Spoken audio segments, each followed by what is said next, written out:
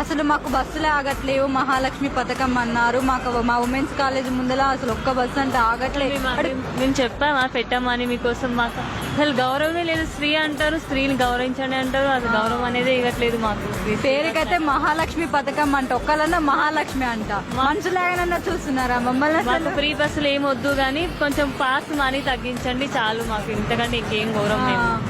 మగవాళ్ళు మాతో పోటీకి వస్తున్నారు, వాళ్ళకి ఫ్రీ ఉంది మాకెందుకు ఇవ్వట్లేదని. ప్రతి దాంట్లో అట్లనే ఉండాలండి, ఫ్రీ అన్ని సేమ్ ఉండాలి. ఎందుకు మమ్మల్ని తక్కువ చూసేది? మరి దీంట్లో పోటీకి వస్తున్నారే, ప్రతి దాంట్లో రావాలి పోటీకి. ఒక ఇంట్లో కూర్చునే దాన్ని ఇంట్లో కూర్చోవాలి, బయటికి వెళ్ళొద్దు. అవసరమా మీకు అంటే?